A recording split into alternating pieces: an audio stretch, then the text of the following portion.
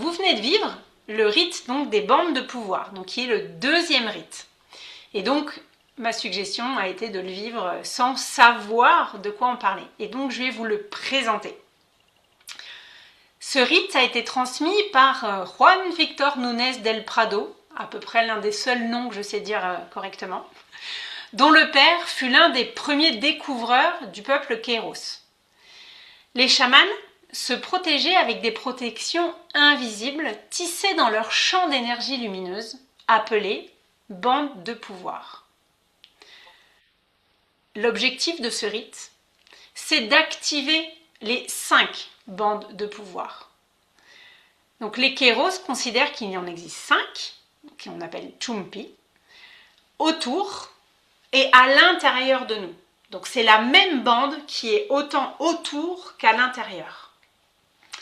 Chaque bande de pouvoir permet de protéger notre champ énergétique des énergies non compatibles, donc qu'on pourrait dire négatives, mais selon moi il n'y a rien de négatif, c'est juste non compatible avec nous, de transcender ces énergies non compatibles grâce aux éléments auxquels les bandes de pouvoir font référence, et on le voit juste après, permet également de nourrir notre champ énergétique lumineux, de guérir les souffrances et d'assurer une bonne connexion terre et ciel. Donc de continuer à activer cette connexion vraiment équilibrée entre les deux. Les bandes de pouvoir s'activent totalement après environ 3 semaines. Et il est important de les renforcer par votre propre travail, c'est-à-dire d'écoute, de connexion et de, par exemple, de temps en temps, de se dire « Ah tiens, ça me renvoie effectivement à telle bande ou telle bande. » Vous voyez, c'est juste ça. Il n'y a rien de plus à faire. Avoir juste une lecture en fait de ce qui existe. Alors, je vais vous présenter les 5 bandes. À chaque fois, je vais vous dire la localisation, leur couleur, leur élément et la description. La première bande de pouvoir, c'est Yana Chumpi. Elle est située à la base de la colonne vertébrale au niveau du coccyx.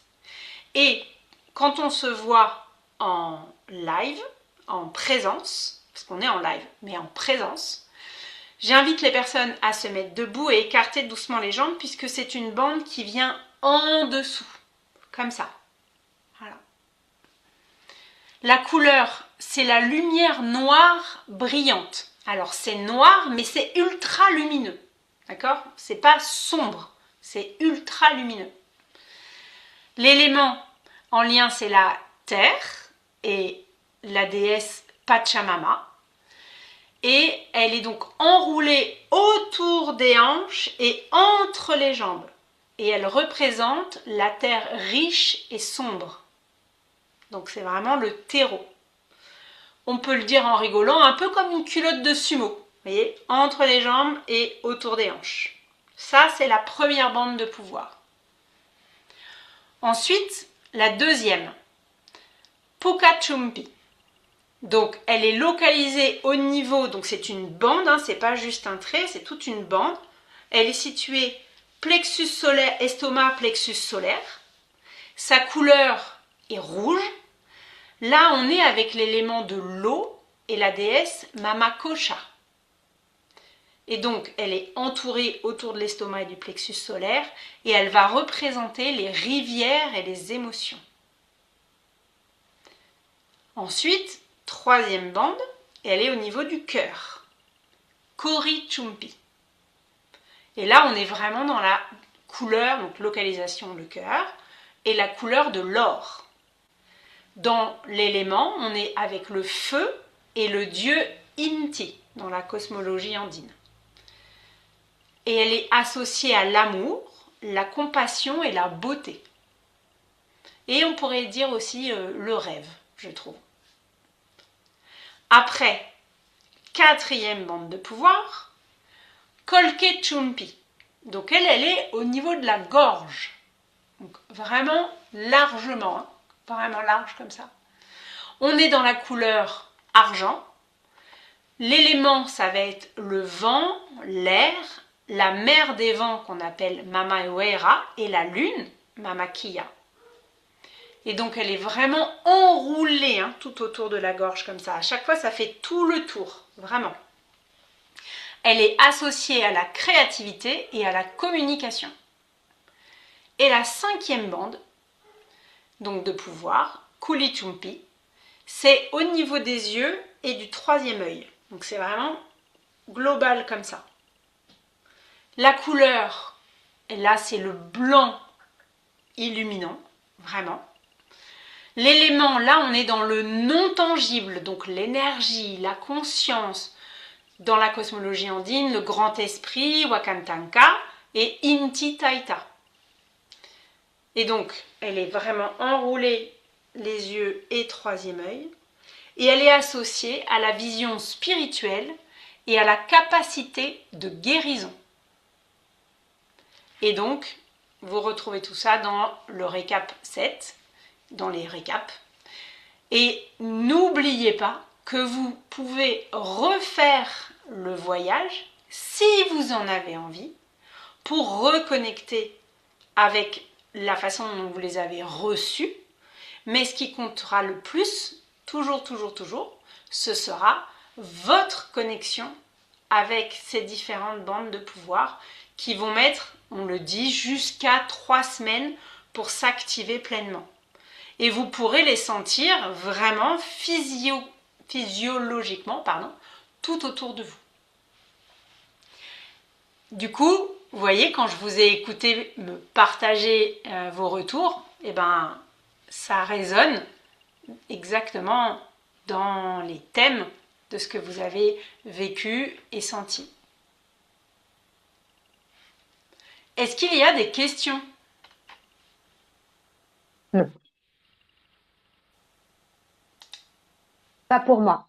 Ok, top. Alors c'est que c'est clair. Je suis en train de me dire, ah bah oui, je peux pas passer à celle d'après parce que je l'ai pas encore activée. Eh ben c'est pas grave. Je vais passer par là. Alors, on va arriver dans un peu plus d'informations qui va nourrir l'espace sacré. Mais vous allez voir que là, comme ça, on a l'impression de passer de l'un à l'autre, mais en fait, tout se nourrit l'un l'autre, un petit peu comme ce qu'on a partagé après avoir reçu le rite. Je vais vous parler donc des archétypes animaux, celles qu'on va retrouver dans notre espace sacré.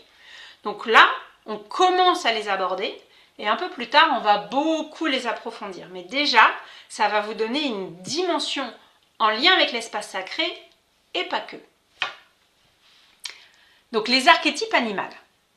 Les laïkas appréhendent le monde selon 4 dimensions de perception.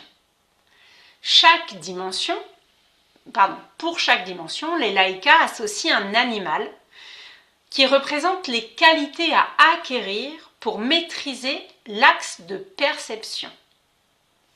Chaque dimension est utile à certains moments. Les 4 dimensions sont comme des poupées russes. Donc il y a une petite, au-dessus il y en a une plus grande, au-dessus il y en a une plus grande et puis encore une plus grande. Donc elles s'emboîtent les unes dans les autres. Une conscience éveillée permet d'être alignée dans ces dimensions et d'y naviguer en harmonie. Alors, on perçoit le monde dans ce regard-là au travers de 4 champs d'énergie plus ou moins denses. Donc au départ, on est avec le serpent.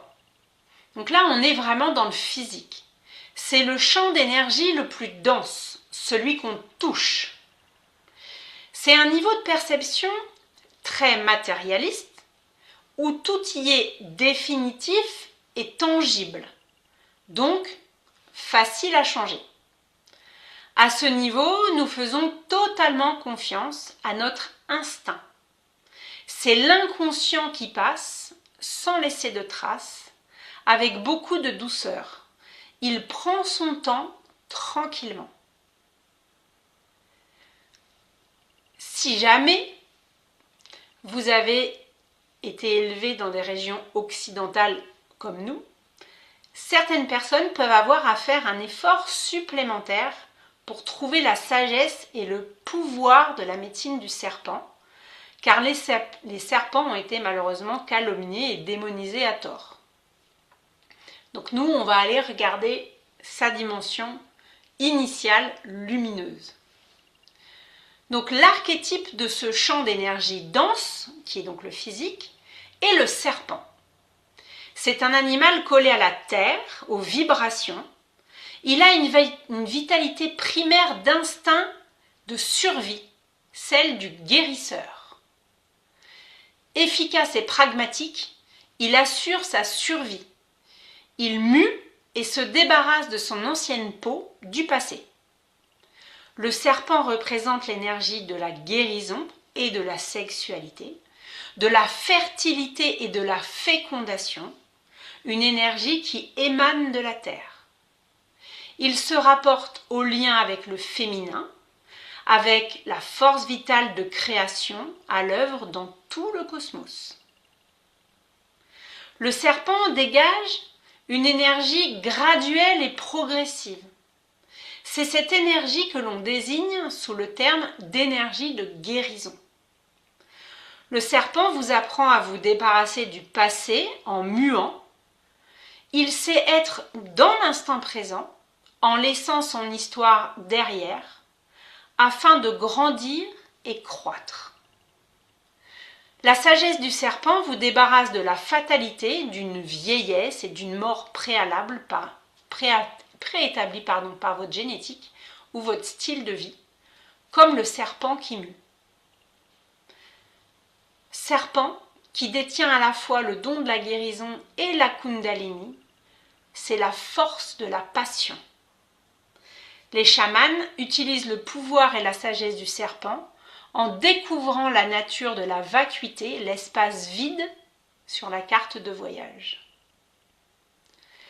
L'élément associé au serpent dans l'écoute et la compréhension de Muneiki, c'est le feu.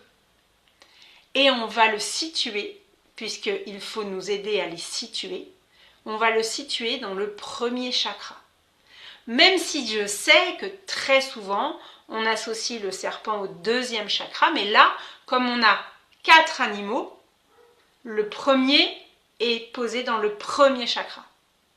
Et le deuxième, le troisième et le quatrième. Et on va avancer comme ça. Est-ce que sur le serpent, vous avez des questions? Non? Chouette. Donc, à chaque fois qu'on connecte avec l'espace sacré, qu'on ouvre l'espace sacré, qu'on se connecte au serpent dans l'espace sacré, on se connecte au minimum à tout ça. Ensuite, donc on était avec un champ d'énergie dense, on arrive dans un champ d'énergie un peu moins dense, le psychique, c'est le champ des pensées. Il est non visible, mais facilement préhensible. C'est notre conscience qui nous permet d'interpréter le monde. On en a besoin pour avancer. On réfléchit pour comprendre et on exerce notre capacité à choisir. On est constamment en train de choisir, de décider. Il a été calculé, pas par moi, qu'on prend 33 000 décisions par jour sans s'en rendre compte. Et donc de nos choix découlent nos actes. En fonction de nos pensées, notre vision du monde change et du coup on évolue. Le résultat de notre perception se traduit dans nos émotions. Nos prises de conscience peuvent nous permettre de changer brusquement de direction.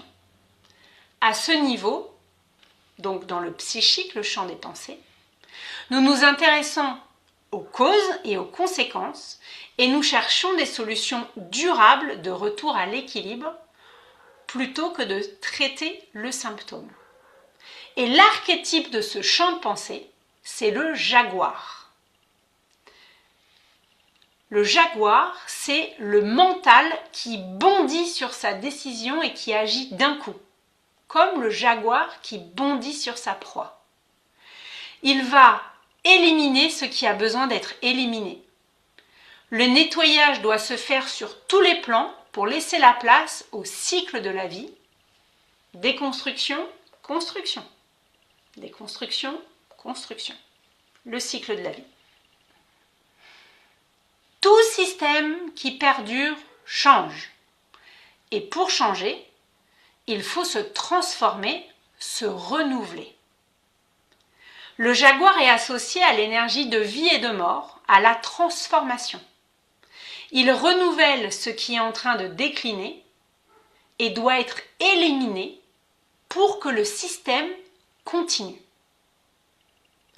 À ce niveau, notre compréhension perçoit la vie et la mort comme deux aspects d'un même tout, d'une même force d'évolution, qui transforme tout et cherche continuellement à croître. Le jaguar a donc une capacité à nettoyer ce qui décline, ce qui est lourd est devenu trop dense. Le jaguar peut donc être utilisé pour dévorer et nettoyer les émotions bloquées et les émotions générées par des croyances négatives et limitantes. Le jaguar est une force protectrice qui nous enseigne à ne craindre ni la mort ni la destruction, car ce sont des étapes inévitables au cycle de vie. La sagesse du jaguar, c'est la conquête de vos peurs primaires et existentielles. Il nous donne le pouvoir et le courage de nous affranchir de notre besoin de sécurité dans le monde et de faire confiance à l'invisible. Il vous demande, le jaguar, d'optimiser votre cerveau, de le détoxifier et de l'améliorer.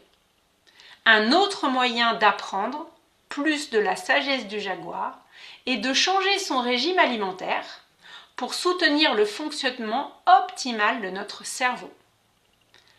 Et souvent, il est alors plus facile de dormir.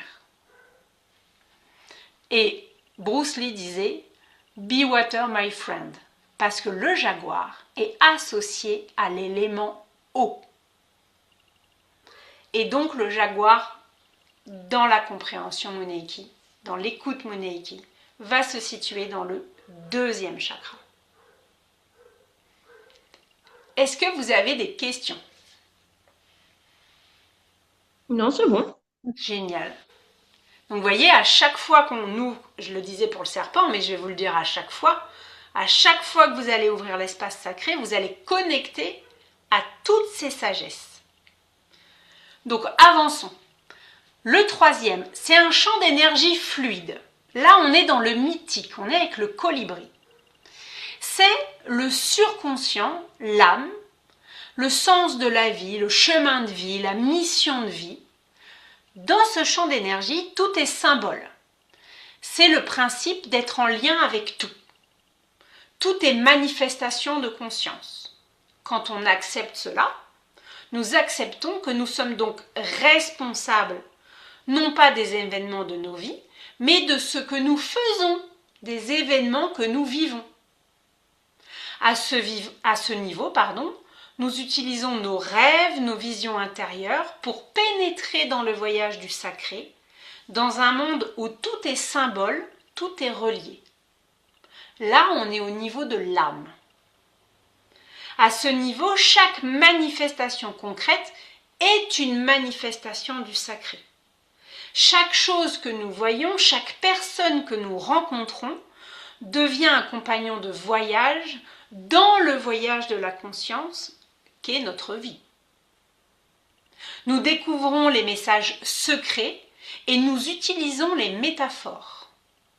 Il s'agit de percevoir ce qui transparaît à travers ce qui apparaît. Son archétype est le colibri. L'animal associé à ce niveau donc est le colibri pour son courage et sa persévérance. Il faut réveiller notre conscience lumineuse pour avoir le courage de s'incarner, le courage d'affronter l'inaffrontable. C'est ça le réveil, ou plutôt l'éveil. On pourrait s'arrêter dans la vie, mais le courage nous fait y retourner. Comme le colibri qui fait chaque année une migration de 8000 km, malgré ses toutes petites ailes, c'est le courage de la vie. Pour entreprendre un tel voyage, il est nécessaire de savoir maintenir son but et de ne pas trop se soucier des difficultés rencontrées.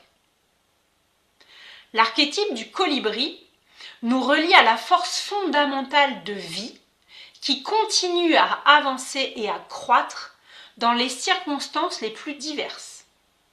C'est l'appel de la découverte, de la croissance.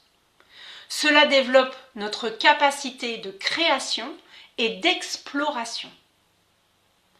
En apprenant à être aussi immobile que le colibri en plein vol et en devenant des témoins de l'expérience que nous faisons, la remise en ordre de notre monde extérieur se fera naturellement, sans que nous ayons besoin de faire des efforts et de vivre de nouvelles souffrances. Quand nous sommes immobiles, un témoin important intérieur est éveillé et se révèle. Nous pouvons alors prendre conscience de l'histoire dans laquelle nous sommes coincés et prendre les décisions nécessaires pour en sortir. En résumé, la leçon de la médecine du colibri est d'arrêter d'essayer de traiter les symptômes et de régler plutôt les causes qui les créent. L'élément associé au colibri est la terre. Et on va le situer dans le 3e chakra. Et j'aime bien, est-ce que vous connaissez, je pense que oui, mais je demande quand même, comme ça si jamais vous ne la connaissez pas, je vous la raconte, l'histoire du colibri dans la jungle de Pierre Rabhi. Est-ce que vous connaissez cette histoire? Patricia a mis un gros oui avec un petit cœur. Oui, moi je veux bien, mais je veux bien l'entendre quand même. Eh bien, avec plaisir, parce que moi je l'adore aussi. On dit que le feu est partout, que tous les animaux se sauvent. Et pourtant, le colibri fait demi-tour avec le bec plein d'eau, un tout petit bec plein d'eau. Le lion lui demande « Pourquoi fais-tu cela ?» Et quelle est sa réponse? Le colibri répond « Je fais ma part ». Et c'est en ce sens, dans ma lecture et ma compréhension, qu'on peut vraiment sentir la puissance du colibri avec la terre. Est-ce que vous avez des questions? Non, c'est bon. Cool. Non, mais un petit Ah, partage, oui. oui, ah oui. Dans le sens où effectivement, j'ai tendance à trop vouloir en faire au quotidien, à dépasser des limites qui sont parfois, voilà, je vais au-delà de mes propres limites et ça me retombe dessus. Et du coup, c'est vrai que l'histoire justement du colibri je me la redis régulièrement, histoire Hmm. de pas aller au-delà. Alors, ne pas en faire trop, enfin, par flemme, voilà. Mais quand je vois que ça commence à être too much et que j'ai déjà fait ce qu'il fallait et que plus, ça sert peut-être pas forcément à grand-chose. Et du coup, je me le redis, c'est bon, j'ai fait ma part. Ça y est, c'est bon, j'ai fait ma part. Hmm. Et ça me permet de me recadrer et de pas partir dans tous les sens et de pas exploser non plus à faire des trucs qui seront pas forcément vus, pas compris, pas machin. Et moi, ça me demande trop d'énergie. Donc, régulièrement, non, c'est bon, j'ai fait ma part. Top, Voilà. génial. Merci de ce partage. Merci, vraiment. Oui, parce que vraiment l'objectif de toutes ces découvertes spirituelles, c'est de voir à quel moment ça va pouvoir nous aider dans notre vie de tous les jours. Et effectivement, moi perso, je travaille vraiment avec ces 4 archétypes très régulièrement. Et le colibri qui nous rappelle qu'on fait notre part et de nous relier justement avec ce courage d'affronter l'inaffrontable, d'être ce témoin immobile qui nous permet de choisir et de faire nos choix et d'avancer. Alors, je pense que c'est quelque chose qui peut nous nourrir dans notre vie de tous les jours, effectivement.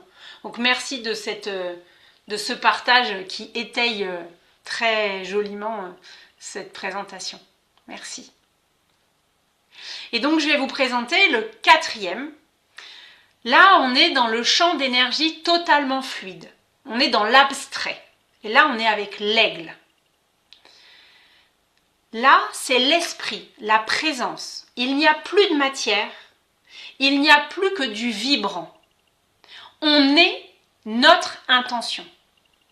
Si on vit notre intention devient. Nous sommes une conscience collective, juste nous, on est déjà une conscience collective, qui expérimente la vie. À ce niveau-là, on ne veut rien, on vit. On laisse le libre arbitre à tout ce qui est créé. On connecte ici avec l'amour inconditionnel.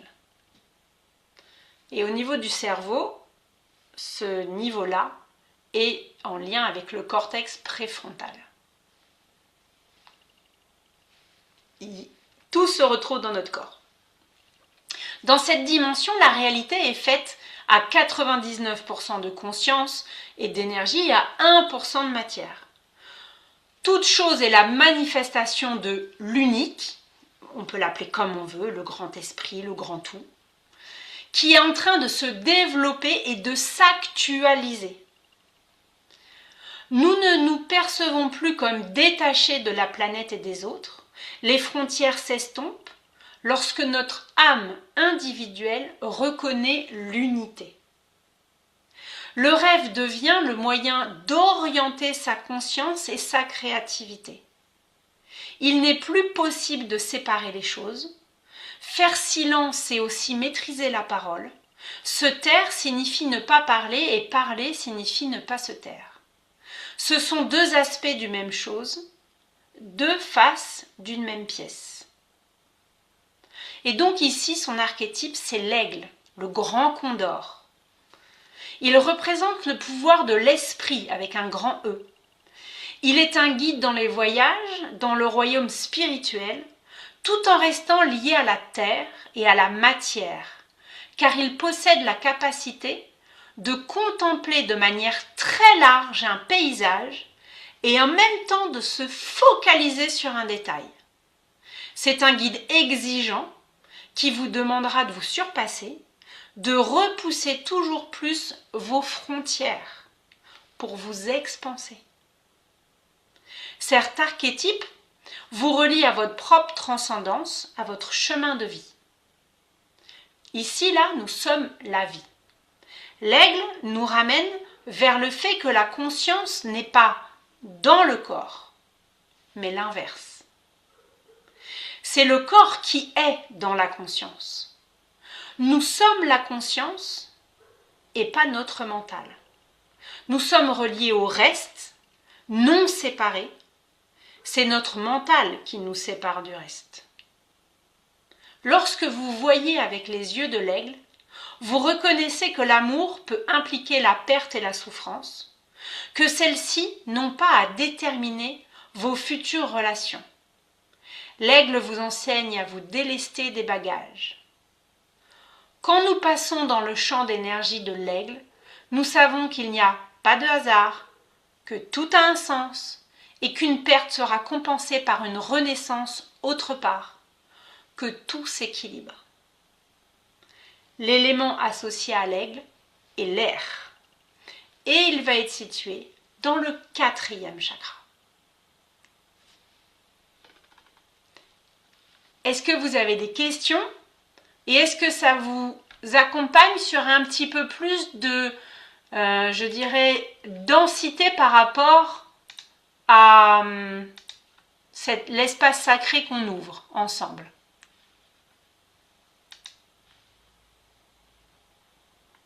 En fait, c'est Emmanuel, c'est rigolo Oui, parce que quels que soient les différents archétypes, ça fait écho, j'ai l'impression, à des moments de ma vie, des positionnements, des réflexions, des pensées. Voilà. En fait, je me dis que sans le savoir, euh, j'ai l'impression d'avoir déjà été dans les orientations données par chacun des archétypes. mais effectivement, et c'est dans ce sens que lorsqu'on se dit qu'on y a déjà été ou qu'on se dit qu'on veut y aller, qu'on arrive à être, à mon avis, donc c'est un jugement de ma part, donc c'est une croyance limitante, libre arbitre à vous, d'être au bon endroit. Parce qu'en fait, Mm. on ne fait que réveiller, reconnaître à nouveau ce que l'on sait déjà. Et en ce sens, cela permet, selon moi, d'amener beaucoup plus de concret, de matière à ce que l'on vit dans la vie de tous les jours avec notre spiritualité. Et donc il ne faudra pas hésiter, en fonction effectivement des événements de vie, eh ben, de demander de l'aide à l'archétype en lien avec ce qu'on est en train de vivre, demander de l'aide et aussi de s'y référer. Se dire, ah oui, bah oui, ça c'est ça. Ok. Et du coup, qu'est-ce que je peux faire avec ça? Par exemple, le jaguar qui doit dévorer tout ce qu'il y a à dévorer. Ok, il n'y a plus besoin. On dévore, on déchire, on dévore, on déchiquette. Par exemple. Ouais. Est-ce qu'il y a d'autres partages ou questions ou est-ce que je vous présente la suite, les 3 archétypes des gardiens des mondes? Alors, je vous présente la suite. Chaque gardien représente le portier d'un monde aussi, mais d'un mode de conscience, d'une perception à part entière, donc d'un monde. D'où mon lapsus. Ici, les mondes sont approchés en neurosciences. D'accord? On parle, c'est différent de ce qu'on aborde dans la pratique chamanique pure. Là, c'est vraiment plutôt sur le côté neurosciences. C'est pour cela qu'effectivement, les Mooneki peuvent nous accompagner à revisiter tout notre être sur tous les plans. Donc, on a l'inconscient qui est considéré être le monde inférieur, donc le corps. Sa fonction est de mémoriser. Il désire l'amour et son instrument, c'est la sensation. L'inconscient fournit les ressources intérieures qui émanent de la terre pour vivre. Après, on a le conscient, le monde du milieu. On est dans les pensées. Sa fonction est de raisonner. Il désire le pouvoir. Son instrument est l'imagination. Le conscient est un témoin qui fixe les frontières, qui structure et met en ordre les moyens à utiliser selon les buts fixés par le surconscient, celui d'au-dessus. Et donc, le troisième, le surconscient, dit le monde supérieur, là on est au niveau de l'âme. Sa fonction est donc de créer. Il désire l'harmonie. Son instrument est l'énergie. Le troisième monde, l'âme est la dimension silencieuse de l'homme. Elle fixe les chemins à suivre, les buts pour le voyage de la conscience de chacun dans le grand tout. Supérieur veut dire une conscience plus large, plus riche et complète, puisqu'en soi, rien n'est supérieur à rien. Habituellement, nous recherchons à l'extérieur de nous-mêmes le bonheur, car nous avançons avec l'inconscient et le conscient, le corps et les pensées. Quand nous souhaitons donner du sens à notre vie, écouter notre cœur, nous devons connecter avec le surconscient, l'âme. Et les 3 mondes sont aussi importants et utiles. Il est nécessaire d'avoir une bonne collaboration entre tous ces éléments. Et chaque monde a un gardien auquel on peut accéder et apprendre de lui. Petite note, attention à ne pas faire d'amalgame entre monde d'en haut, du milieu et d'en bas, dont on parle en chamanisme habituellement. Donc, je l'ai dit juste avant, je ne savais plus si je l'avais écrit. Prenez le temps d'aller tout visiter pour étendre vos perceptions. Donc, allons rencontrer les différents gardiens. Huascar Inca, le gardien du monde inférieur, donc de notre inconscient. Le monde inférieur correspond à ce que nous appelons en Occident l'inconscient ou l'enfant intérieur.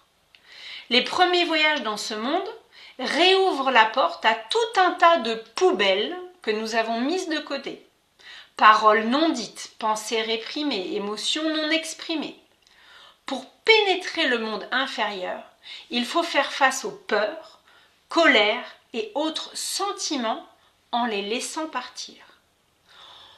Petite parenthèse, d'où les suggestions de rituels de lâcher les peurs à chaque fois qu'on commence.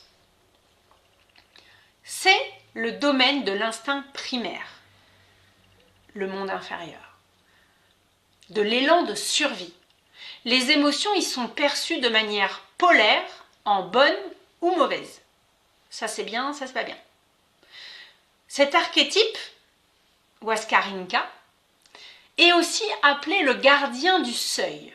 Il possède souvent un aspect effrayant, pour le conscient bien évidemment.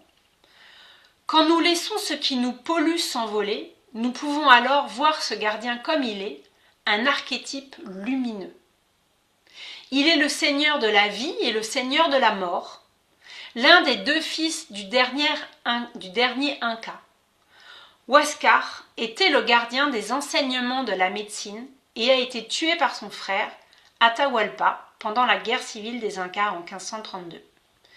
Il est devenu le principe d'harmonie du monde d'en bas, cet endroit chaotique, ténébreux, de tout le potentiel créateur. Il est le renouveau de la Terre et en même temps le renouveau pour tous les endroits à l'intérieur de nous qui ont besoin d'attention. Il est le cadeau d'harmonie et de paix à notre inconscient.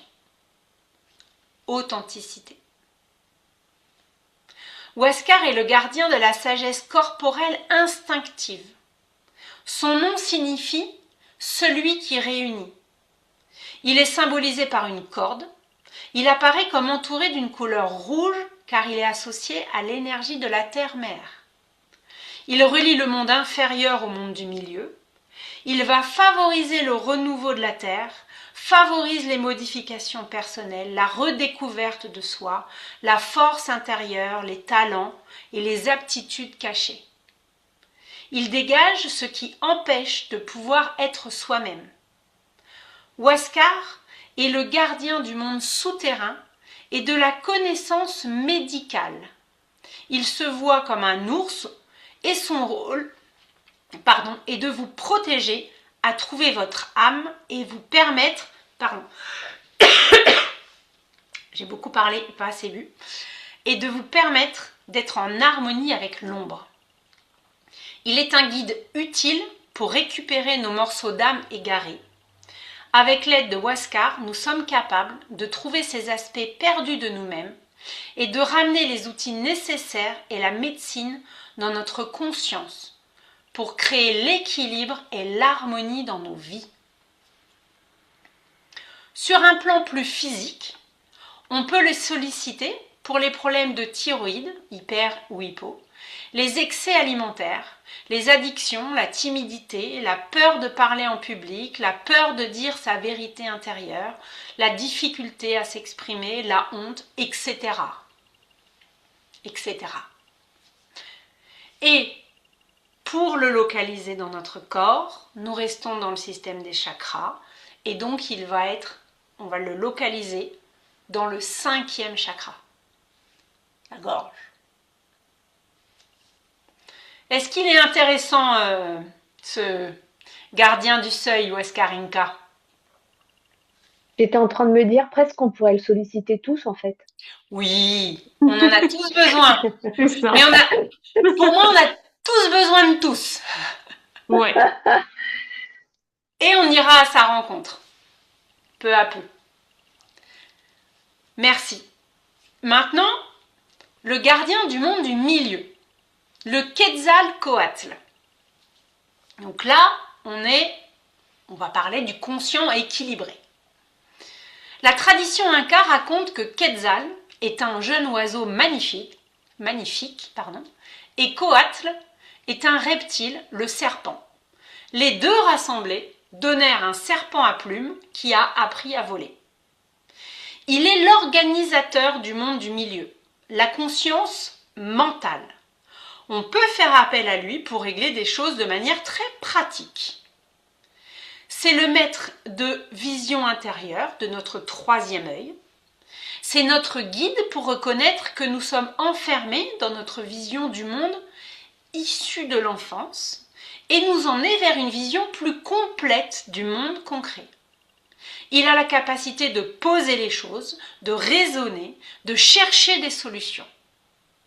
Quetzalcoatl, le serpent à plumes, est le gardien du monde intermédiaire, celui dans lequel nous nous trouvons. Il peut changer de forme et vous apprend à avoir une bonne relation avec le temps qui passe.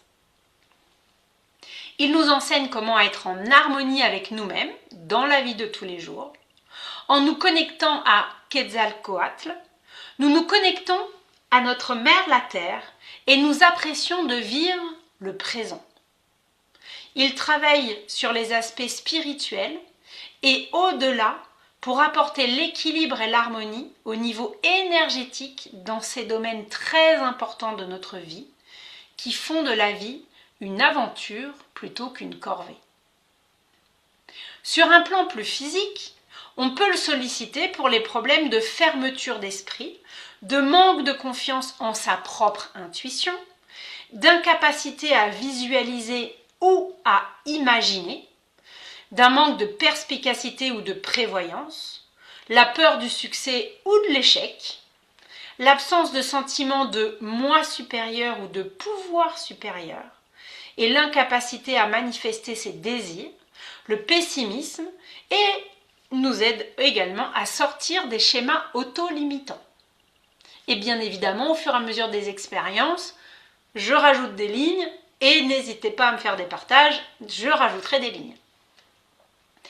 Et là, on va le situer donc dans le 6e chakra, 3e œil. Huascarinca et Quetzalcoatl donnent accès aux parts de nous-mêmes qui opèrent dans le concret. Elles sont pleines de vitalité, mais sont souvent peu sûres d'elles. Est-ce que vous avez un partage, des questions avec Quetzalcoatl?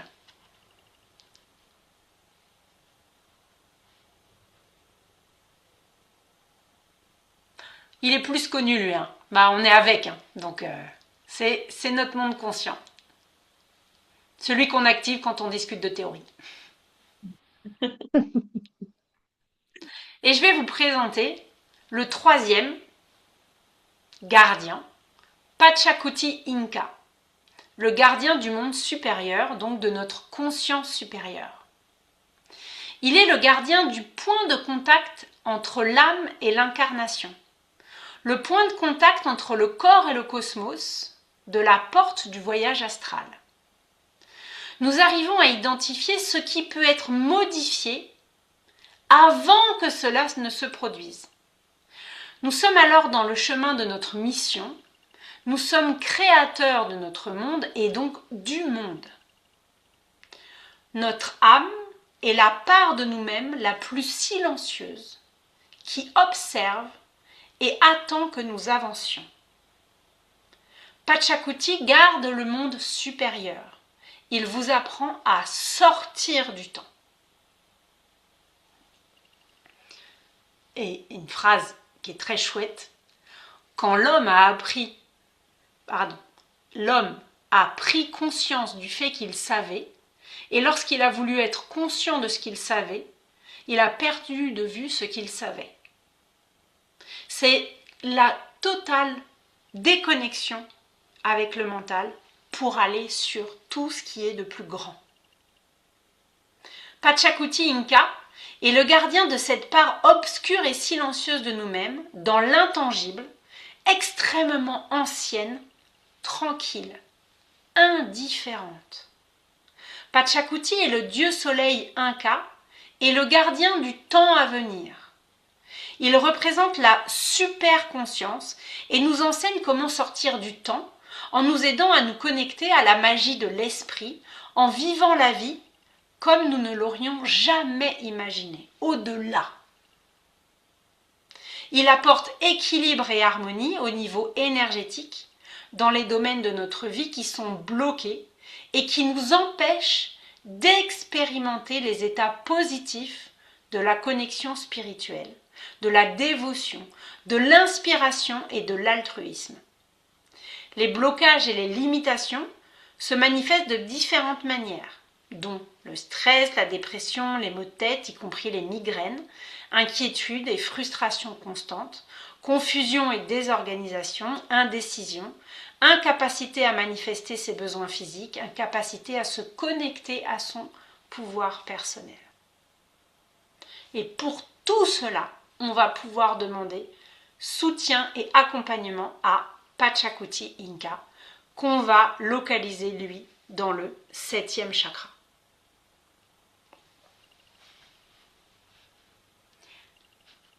Est-ce que vous avez des questions?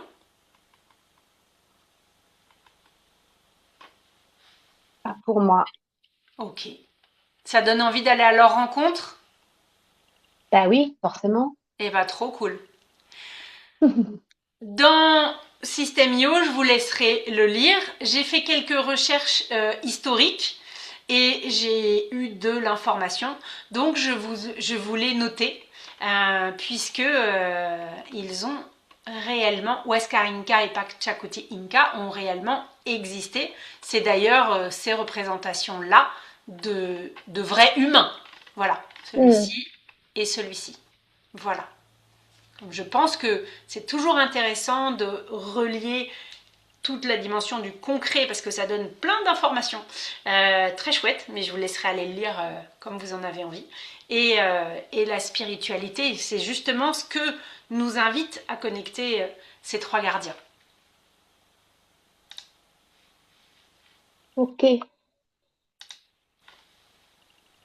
Alors, j'ai une bonne nouvelle. Pas pour aujourd'hui, mais nous commencerons la prochaine fois avec le rite de l'harmonie. Et je vous le présente volontairement, ce rite de l'harmonie va connecter avec les 7 archétypes dont on vient de parler. Et d'ici là, vos bandes de pouvoir vont s'activer et prendre toute leur place pour monter encore d'un cran dans votre, j'ai envie de dire, découverte de vous-même et de votre puissance. Et je vous le présente volontairement parce que même si on aborde les choses avec un peu de connaissance, étant donné que vous avez connecté avec les bandes de pouvoir, il est probable qu'il y ait déjà des connexions avec ces archétypes qui se fassent. Voilà. Donc le rite de l'harmonie.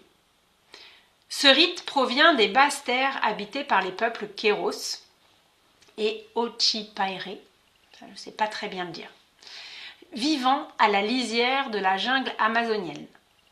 Viloldo l'a acquis auprès d'Alejandro Cahuanchi, un guérisseur renommé. Les 7 archétypes sont transmis sous forme de graines dans vos chakras et on pourra les réveiller et les faire grandir par les cérémonies du feu, on en parle juste après. L'idée va être de placer les graines dans le feu, par également le rituel de la respiration de la petite mort et d'autres rituels de respiration où vous connectez avec vos différents chakras, et bien sûr des voyages chamaniques et des méditations. Le but du rituel est d'équilibrer les champs de lumière. L'initié, c'est-à-dire vous, dans le sens initium, débuter, commencer, peut alors demander aide et assistance à ces archétypes à tout moment. Mais, comme nous le dit Pachacuti Inca, l'idée est de sortir du temps. Donc n'hésitez pas, si vous avez déjà des connexions avec les différents archétypes suite au fait que je vous les ai présentés, ce sera normal. Ça va simplement être le début de la rencontre, de votre rencontre. Et donc, après le rite de l'harmonie, la suggestion, c'est d'entretenir ces graines avec la cérémonie du feu, dont on va parler juste là. Et donc, l'objectif du rite de l'harmonie, qui se dit Aini Carpe, c'est d'activer les 7 forces créatrices universelles qu'on vient de voir. Et bien sûr, l'idée, c'est de les appliquer dans notre vie quotidienne, les caractéristiques, les pouvoirs des archétypes animaux et des 3 gardiens. Est-ce que ça vous donne envie? Oui. C'est drôle, c'est ce que j'allais dire. Ça fait envie. Eh bien, génial. Génial. C'est exactement l'objectif. Et donc, là, d'ici au prochain, vous allez sentir ces bandes de pouvoir, je le dis au présent parce que j'en suis certaine, qui vont s'activer et n'hésitez pas à aller à la rencontre, à venir vous poser, ok là c'est comment, celle-là elle est comment, celle-là elle est comment, et etc.